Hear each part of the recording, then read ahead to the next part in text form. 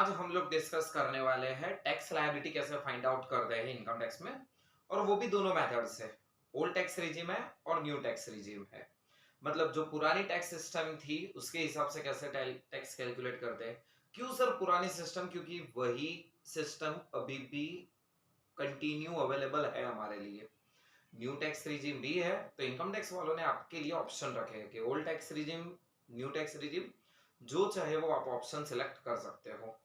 But normally कोई भी tax payer हो वो क्या सोचता होगा कि खुद की इनकम टैक्स कम पेमेंट करनी पड़े, वो वाला टैक्स हम वो टैक्स सिस्टम हम एप्लीकेबल करेंगे। तो देख लेते हैं सबसे पहले टैक्स कैसे कैलकुलेट करते हैं। एक एग्जांपल मैंने लिया हुआ है।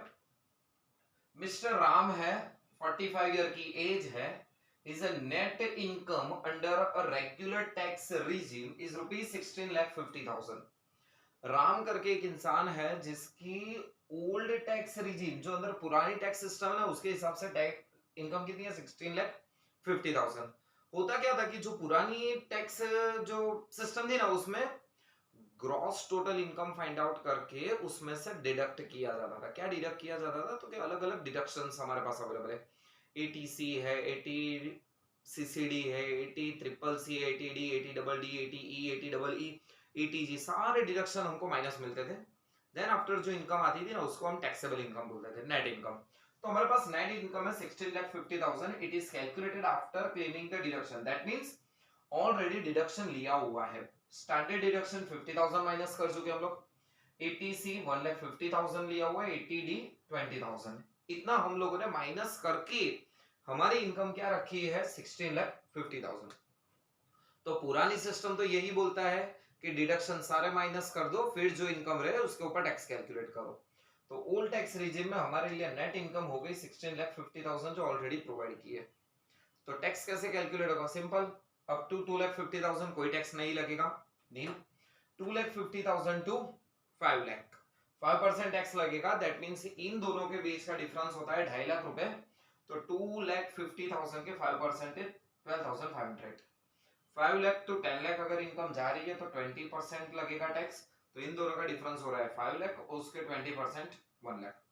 10 लाख टू 16,50,000, क्योंकि 10 लाख से अगर ऊपर कोई भी है तो 30% टैक्स पेमेंट करना है। तो इन दोनों के बीच का डिफरेंस हो रहा है 6,50,000, उसके 30% 1,95,000। टोटल टैक्स हो रहा है 3,07,500 प्लस 4% हेल्थ एंड एजुकेशन सेल्स, वो तो ऐड करना है। तो उसको ऐड करके हमारे पास टैक्स लायबिलिटी आ रही है 3,19,800। बट ये हो गया under old tax regime. But अगर सर न्यू सिस्टम अप्लाई कर रहे हैं तो क्या है? न्यू टैक्स सिस्टम में मैंने शुरुआत में ही बोल दिया, ये जो डिडक्शन है ना वो अवेलेबल नहीं है, वो सब ब्लॉक कर दिए हैं, क्योंकि वहां पे टैक्स रेट जो है वो कम कर दिए हैं। तो सबसे पहले नेट इनकम जो एज पर ओल्ड सिस्टम था हमारे पास 16,50,000, बट ब्लॉक इंसेंटिव हमने ऐड कर दिया क्योंकि नए सिस्टम में हमको डिडक्शन नहीं मिलने वाले हैं। तो कौन से थे ऐसे? स्टैंडर्ड डिडक्शन था 50,000, एटीसी था 1,50,000 और 20,000।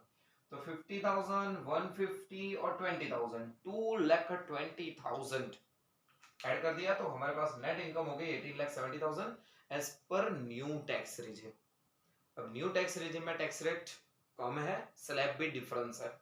तो फर्स्ट स्लैब है अप टू 2,50,000, कोई टैक्स नहीं पेमेंट करना। देन आफ्टर है ना 2.5 लाख के स्लैब है हमारे पास, और 5% इनकम बढ़ती जा रही है। तो ऐसा है नहीं कि स्लैब रट्टा मारना है कि कुछ है। Simple 2,50,000 to 5 lakh 5%, 5 lakh to 7,50,000 750 to 10, 10 to 1250, 1250 to 50, और अगर 15 से अबव है तो 30% टैक्स लगेगा।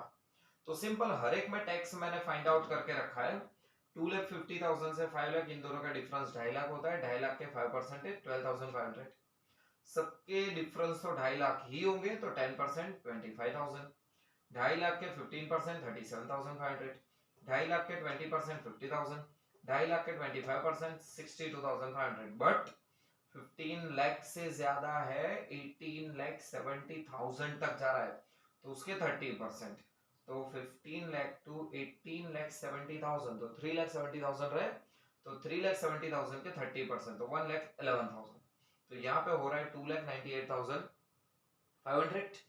4% ऐड कर दो, 11,940, 3,10,440 हो रहा है टैक्स लायबिलिटी। तो देखो दोनों में टैक्स लायबिलिटी डिफरेंस हो रहा है। अगर मैं चाहूँ तो ये टैक्स सिस्टम अप्लाई कर सकता हूँ, अगर मैं चाहूँ तो ये वाला भी अप्लाई कर सकता हूँ, बट ऑब्वियसली मैं ये वाला टैक्स सिस्टम रहूंगा क्योंकि यहाँ पे मेरी टैक्स लायबिलिटी कम हो रही है। बट ऑलवेज ऐसा नहीं होगा, क्यों?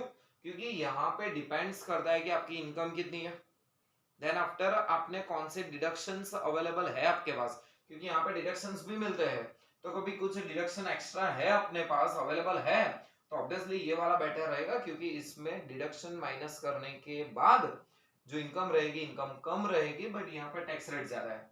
तो बहुत सारे फैक्टर अफेक्ट करते हैं, हम कोई थंब रूल नहीं बना सकते कि ओल्ड टैक्स रिजिम बेटर है या न्यू टैक्स रिजिम बेटर है।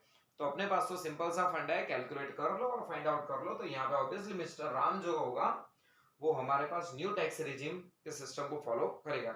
ऑब्वियसली टैक्स लायबिलिटी कम हो रही है। इसके रिलेटेड कुछ भी डाउट्स हो तो आप नीचे कमेंट सेक्शन में लिख सकते हो। Okay, all the best.